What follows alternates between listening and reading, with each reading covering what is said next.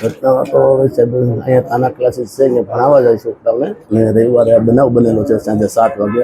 અમારી ઘેરે કોઈ હતું નહીં, ઘેરે એકલી હતી અને એ પેલા 6 મહિનાથી એક નીલકરીમ છોકરો છે એ પાછળ પડેલો, ઘર સુધી પાછળ 2 વ્હીલ લઈને આવે. રબારીના છોકરા અહીંયા રહે છે એટલે રોજ આવતા તત્વો હશે બધા ને ઘર સુધી વાહે ત્યાં હેરાન કરતા હતા. એ મને એટલી ખબર છે સાહેબ. એ સમય મેં એના પપ્પાને ફોન કરેલો, ત્યાંથી નંબર ગોતી કે ભાઈ તમારા છોકરાને કહો રોજ પાછળ પાછળ આવે છે મારી છોકરી વાહે, કે હું સમજાવી દઈશ. પછી મેં કડક શબ્દમાં કીધેલું પણ કાંઈ થયું નહીં. રોજ વાહે આવતો જે છેલ્લે 2 દિવસથી આમ સુનમુની રહેતી હતી. પછી શું થયું કંઈ હિસાબ ખબર નથી. આવા નરાધમો કોર્ટના માધ્યમથી સરળતાથી છૂટી જતા હોય છે. મુખ્યમંત્રીશ્રીને આપના માધ્યમથી એટલું જ કહેવા માગું છું કે કાળા કાચની ગાડીઓ રાખી અને બેફામ રીતે આ નરાધમો સ્કૂલ, કોલેજ અને ટ્યુશન ક્લાસોને ટાર્ગેટો કરતા હોય છે.